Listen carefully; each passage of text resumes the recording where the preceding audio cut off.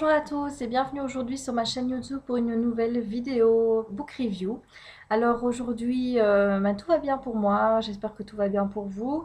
Encore quelques jours de travail avant 15 jours de congé, donc je prends mes congés à partir de jeudi, jour de la fête nationale belge, pile poil une semaine après la fête nationale française. Et je reprends le boulot, je pense, le 8 août, donc ça va me faire du bien de pouvoir un petit peu ne plus penser au boulot, me reposer, pouvoir lire un peu plus, faire plus de vidéos pour votre plus grand plaisir et pour le mien, bien sûr. Alors aujourd'hui, je vais vous parler d'un thriller. Il s'agit de 658 de John Verdon aux éditions Grasset. Alors c'est un livre que j'ai bien aimé, mais sans plus. Il y a des aspects qui m'ont séduit. Il y en a d'autres un petit peu moins. Donc je vais vous expliquer tout ça, mais d'abord je vais vous faire un bref résumé de l'histoire. Le tout étant évidemment de ne pas vous en dévoiler trop pour que le suspense soit là jusqu'au bout pour vous.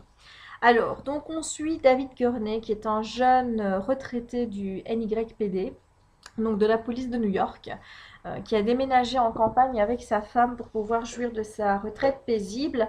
Mais David, eh bien, il s'ennuie. En retraite, il aimerait bien continuer à faire des enquêtes, lui. Il a toujours les serial killers qu'il a pourchassés en tête, parce que c'était le roi pour débusquer, pour comprendre un petit peu le fonctionnement d'un esprit dérangé de serial killer. Et donc, pour tromper son ennui, eh bien, il s'amuse à photoshopper les photos de ces serial killers qu'il a attrapés pour essayer de refaire sortir leur personnalité via leurs yeux. Et ça a l'air de bien fonctionner puisqu'il y a une galerie d'art qui s'intéresse à son travail, aux grandes dames de son épouse, qui elle aimerait bien qu'il s'occupe un peu plus de lui, qu'elle lui parle et qu'ils fassent des choses ensemble. Il y a également Marc Mellery qui apparaît dans l'histoire, qui est un ancien collègue de fac de David, qui va l'appeler un jour en lui disant: écoute, j'ai un problème, il faut absolument que je te parle, je ne sais pas du tout à qui m'en remettre, donc je ne vois que toi pour m'aider. Il arrive chez David et là il explique qu'il reçoit depuis quelque temps des lettres assez bizarres d'un malade qui a l'air de le connaître, mais lui ne sait rien du tout de son agresseur. Enfin, agresseur, il ne l'a pas encore agressé, techniquement parlant, donc, mais il lui fait peur. Il reçoit des lettres et dans ces lettres, on lui dit, surtout la première, vous allez penser en chiffres entre 1 et 1000.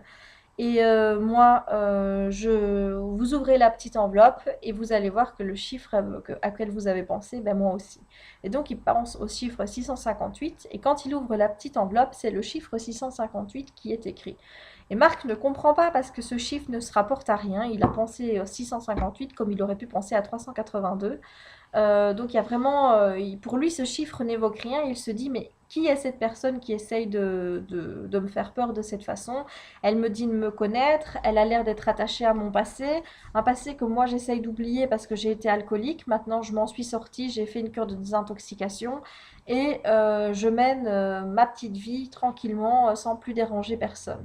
Donc, c'est interpellant. Il va recevoir d'autres lettres dans ce goût-là. David va être mis au courant à chaque fois jusqu'au jour où, bardaf, évidemment, les morts commencent à s'empiler et ont l'air de toutes se rapprocher à cette personne qui envoie des messages en devinant le chiffre 658. Donc David va être intrigué, il va vouloir un petit peu percer le mystère et savoir et enquêter et savoir qui est cette personne qui fait peur aux gens pour ensuite les assassiner. Alors, le thriller en tant que tel, il est vraiment pas mal. Mais il faut le prendre comme un thriller. Il faut pas trop en espérer plus. Vous avez sur la quatrième de cover, il est marqué: je connais vos secrets, je sais ce que vous avez fait, je peux lire dans vos pensées, vous ne me croyez pas, je vais vous le prouver. 658, vous n'oublierez jamais ce chiffre. Enfin, certes, ça fait penser plus à un thriller psychologique où vous avez la victime qui va vraiment être harcelée de manière constante avec du suspense qui va en découdre, des rebondissements par rapport à ça. Enfin bref, on s'attend à vraiment quelque chose de très psychologique qui va jouer sur le mental et pas du tout. Finalement, on va se retrouver dans une enquête policière, tout ce qu'il y a de plus banal, avec évidemment en arrière-fond le fait de comprendre comment cette personne a pu deviner le chiffre 658, puisqu'on voit que les morts s'enchaînent, que les victimes n'ont absolument rien à voir l'une avec les autres, et on se dit, mais quel est le point de ralliement? Comment ces personnes pouvaient toutes penser à 658? Est-ce que ce chiffre signifiait quelque chose pour eux? Enfin bref, il y a tout un questionnement par rapport à ça. Donc moi j'ai bien aimé l'enquête policière en tant que telle, les réflexions de David avec toute son équipe, c'était franchement très intéressant. La façon dont ils ont de progresser dans l'histoire pour essayer d'avancer des hypothèses, pour essayer de comprendre un petit peu le fonctionnement de ce serial killer complètement fou. De voir aussi qu'à côté, on a une personne qui apparaît, mais vraiment saine d'esprit dans tout ce qu'elle écrit, dans tout ce qu'elle entreprend, mais qui est franchement dérangée pour tuer des gens aussi rapidement dans des laps de temps aussi courts. On peut aussi se demander un petit peu, mais qu'est-ce qu'elle a, mais pourquoi elle fait ça? Donc il y a le côté psychologique là qui entre en compte, mais c'est tout. Il ne faut pas aller le chercher plus loin, ou sinon vous allez être déçus. Alors, ce que j'ai également bien aimé, on va d'abord faire les j'aime bien avant les j'aime pas. Ce que j'ai également bien aimé, c'est le côté, comment dire, approfondissement du personnage principal qui est mis en avant par l'auteur. Vous avez ici David Gurney, on le suit vraiment, c'est une personne qu'on apprend vraiment à connaître dans tous les sens du terme, aussi bien, je bois un petit coup,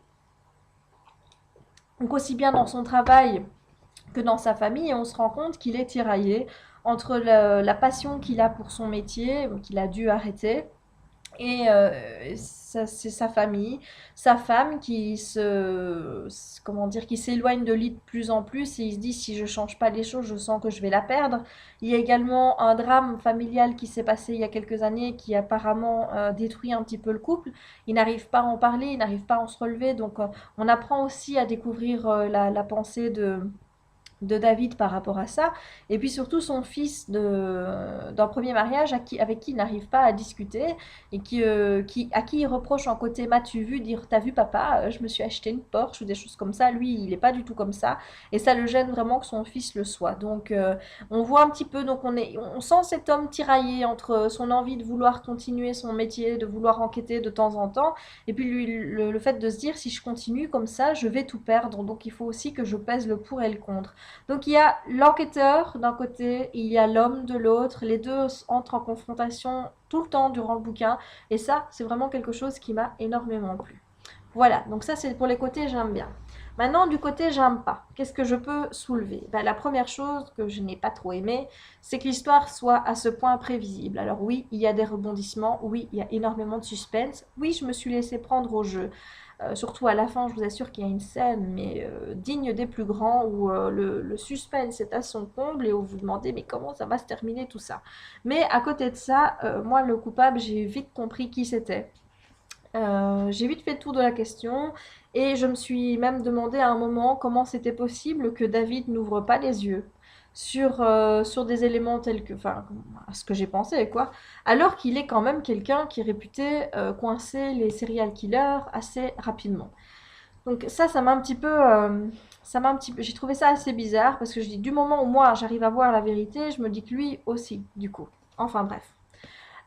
Donc même bon, côté un petit peu prévisible, mais je vous ai dit, la fin reste excellente, avec un super bon rebondissement à la toute fin, que celui-là, là, j'ai pas vraiment vu venir du coup. Donc ça, pour ça, j'ai passé un bon moment.